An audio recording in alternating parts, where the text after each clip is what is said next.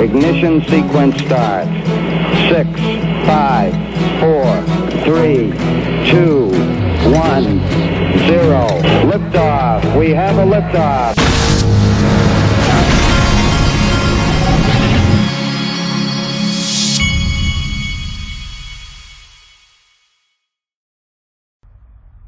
Hey everybody, this is the Digital Asset Investor, and now that we're starting to see some of these companies like Coinbase jump ship on some of their buddies and side with Ripple and file briefs, we're starting to see some of their buddies get a little nervous out there. I'm going to show you some of that. First, I wanted to show you this, though. Breaking news, central banks bought a record 399 tons of gold worth around $20 billion in the third quarter of 2022. Substantial amount of gold was also bought by central banks that did not publicly report their purchases. This is what they're doing, folks, while they distract you.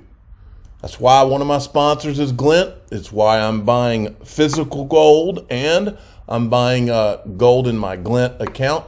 Glint even has a way, if you go to their frequently asked questions page, you can buy physical gold from them. They've got an email address you can send to get that process going. Otherwise, you can buy it in your Glint account, and they will. I think the first step's to buy it in your Glint account anyway, and then you'll get yourself a Glint MasterCard debit card so you can spend your gold, or you could, once you've got gold in your account, you can have them ship it to you physically.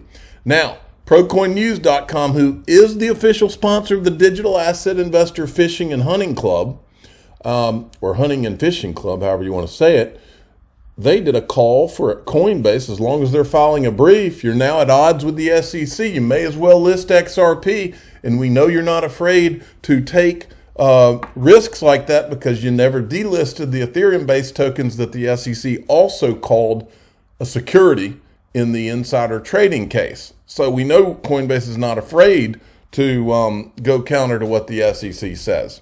So relist XRP. I even did a tweet of my own. Why not relist XRP, Coinbase?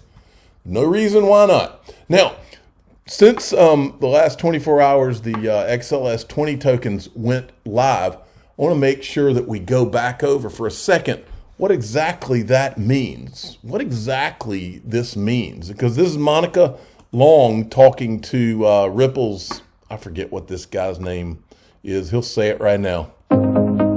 Hey, I'm Reinhard Kate, and welcome to episode 27 of the Ripple Drop. Today we've got Monica Long on, who's going to talk all things NFTs, and specifically XLS20, the protocol designed for NFTs on the XRP ledger. When a lot of people think of NFTs, I think they refer to a lot of collector's items like apes or punks, things like that. What other capabilities do NFTs have? I think at their core, what's exciting about NFTs is the concept of owning these digital objects. So be it art, like a PFP project, like apes or punks or other forms of art, or if it's something like real estate or even carbon credits, the applications of NFTs can extend to lots of different industries. But the core idea is about ownership, and I think that matters for two reasons. One is bringing the seller and buyer relationship closer together. So taking art as the example, today there's a lot of intermediaries in the mix between the creator and the fan. So those are the rent takers and friction makers in the whole process. And what's exciting about NFTs is there's now a greater opportunity for the creator or the artist to monetize their work and build a tighter relationship with their fan base and that community. And we've definitely seen that with projects like apes and punks. The second reason that putting these assets on the blockchain matters is transparency. Blockchains have the inherent attribute of, they're global, public, open ledgers. And so there's this then global record and single source of truth around ownership of that asset. So this matters for things like art, but also titles, if you think of real estate, or carbon credits, so that you can track the ownership of those assets as well as other data around it. There you go. Interesting stuff. All right, just in FTX now allows users to send crypto via email and phone number. Now, We got some drama, folks. As you know, Jake Chervinsky and the Blockchain Association finally decided they were going to file an amicus brief in the SEC Ripple case. Well, apparently Matt Corva, who works for Consensus, has a problem with that. Odd choice to cheer for people who drive unfounded conspiracy theories that lead to financially motivated mobs terrorizing private citizens with unfounded accusations, including calling private numbers to tell people they are coming after them, but to each their own. All right? So this is the same type thing that Charles Hoskinson was saying, and that's why we had to go at Charles and correct him, because this is not, folks, this is intentional, because these people cannot dispute the facts. Nobody, not John Deaton, not me, not anyone who's anybody major in this space has told anybody or would ever tell anybody to do anything violent or bother anybody or harass anybody. That is not what's been done. But this is what people do. There's two things. When people cannot dispute the facts, this guy cannot get on and go over the timeline. He can't go through John Deaton's facts and dispute any of it, because he was one of the guys that was having the meetings with the SEC. He knows it. He knows he can't talk about this. So what do? You paint all of us to try to delegitimize John Deaton and us, and you say, oh, there's unfounded conspiracy theorists, and that's harassment. That's what you do when you don't have a defense. But nobody, John Deaton has never said anything like that. John Deaton has called for people not to ever do anything violent or do anything like that, and so have I. So this guy's full of crap, and he knows it. Jake Chervinsky says, hopefully it's obvious I'm not cheering for those things and don't support them, and neither does John Deaton. But Matt Corva already knows that. I know you're not cheering for that behavior, but hard to separate the two. Hard to support their cause when that nonsense is going on. And John Deaton comes in, he says, Matt, if you're claiming I'm supporting unfounded conspiracy theories because I articulate facts, then maybe your definition of unfounded conspiracy is different. In 2 years, not one person has shown my facts to be off. Maybe you think Hinman SEC ethics emails are made up. And he goes on, this is the problem with this industry. Jake simply gave credit to my brief, a brief that talks about government overreach and how those same arguments can and will be used against Ethereum. Something you should support. He says, good job, and you criticize him. Who's dividing? And then I put this out, okay? I replied and put this out. Looks like Matt Corva picked up Hoskinson's talking points. Since they can't dispute the facts, they call it conspiracy and lie and make it sound like John Deaton is somehow inciting violence. Those are lies. Instead, they should explain to us what in the timeline is wrong. None of them have ever, because they can't. They can't dispute any of these facts, folks. That's the reason they're throwing around all this conspiracy stuff and all this. Well, as long as Matt Corva wants to jump into the arena again, I thought that we needed to play. This is Matt Corva right here, and this is the video I put out on September 9th of 2021. Maybe instead of talking conspiracies and threats, he can answer exactly what were he and Consensus and the SEC talking about behind closed doors. About Ethereum technology used in enterprise, and we thought, why don't we do this with best practices in token sales again? So we started a little bit on this with the Coinbase framework last year, and the idea of the Brooklyn project is getting to a place where token sales better protect consumers. So Vinny talked about a couple of things, right? Like transparency in pre-sales, that's a big thing, right? Like no one should have a 10,000% discount. People shouldn't be flipping tokens on consumers. Things like lockups, things like restrictions on trading to reduce the chance of speculation, to reduce harm to consumers. So what we're really focused on there is building an alliance with other blockchain companies, law firms. There's a couple of interesting law schools that are interested. We hope Berkeley's going to get involved as well, and regulators. We've had some talks with some folks at the SEC about this. We've had some talks with folks in other government agencies. All right. So here's the problem, Matt. The problem is we've put together our timelines, and from what we can tell, you guys were going out on stage and acting like you're working on behalf of the entire crypto industry when you were really just working on behalf of Bitcoin and Ethereum. And it appears, I'm not saying that's what was, it sure appears that it was like a monopoly attempt, and that the idea was to then slam the door on all the rest of crypto. This is my theory, okay? And it sure has that look. But see, we can't get any of you guys to come on and go through the timeline with us so we can ask you some of these questions.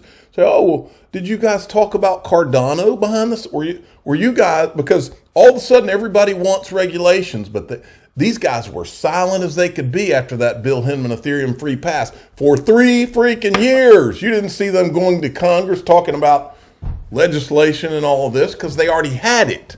The door had already been slammed. So then John Deaton comes back in. Jungle Inc. goes in and says, John Deaton has never encouraged, I've always got to have something in my hand, y'all. John Deaton has never encouraged any of this behavior. He constantly reminds people, do not contact anyone involved in the case. What a gross thing to accuse John or Jake of encouraging. And John says, he should see the threatening and harassing shit I get from some Ethereum and XRP holders, phone calls and emails to my law firm. Do you see me saying he's to blame? I love how these people take random internet trolls and try to subscribe them to me. Exactly. This is a tactic, and John Deaton is too smart to let this Matt clown get away with it. Well, as long as Matt entered the fray this morning, I wanted to remind everybody that Matt Corva is at the top of the Freedom of Information Act request list, right underneath Joseph Lubin. He's at the top of the list of the people from the Enterprise Ethereum Alliance who communicated with Bill Hinman from May 2017 to December 2020. So if Ripple's got their hot hands on those emails and documents, maybe we'll find out more about Matt Corva here soon. And maybe that's why he's striking out. You have to wonder if Coinbase is filing this. You have to wonder if Coinbase filing is JP Morgan throwing consensus overboard. There's another reason maybe Matt Corva is having a freak out session. JP Morgan CEO held secret meetings with Coinbase. Now, this guy, E. Smitty, I have to tell you, E. Smitty, the crypto police, this right here is a major offense that you have committed right here. And let me give my caveat. I am not saying that XRP is going to hit $1 million in the future. I repeat, I am not saying that XRP is going to hit $1 million in the future. I am literally showing this to warn E. Smitty. The crypto police literally could put you in crypto jail over something like this. Never, ever make a prediction like this. They will come for you. Or actually, they probably won't come for you because that's not politically correct. They only come for me if I say anything that's bordering on a prediction. They don't apply their crypto police tactics evenly. You know, it's only to certain people that they already don't like. That's how they operate. That's the dirty little secret that nobody's supposed to know. They either don't like or they're jealous of, that is. Brad Garlinghouse, an incredible milestone for the XRP ledger.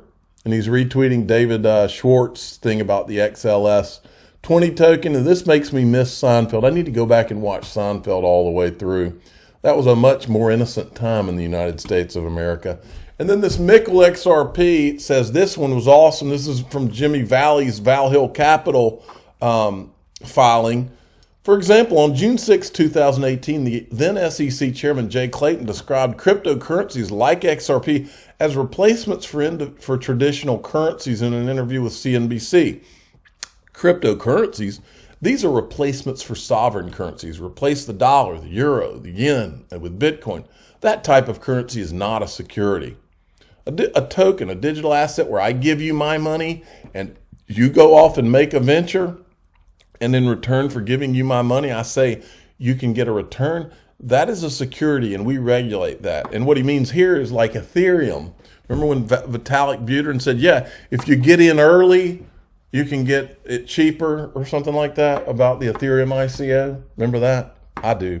I can play you the video sometime. I've played it thousands of times probably. I'm the digital asset investor. I'm not an investment advisor. This is for entertainment purposes only. Please subscribe. Hit the like button, and I'd like you to please pray for E. Smitty, because pray that the crypto police do not turn their sirens on and come after him for making this crazy prediction, because you're just not allowed to do that on social media.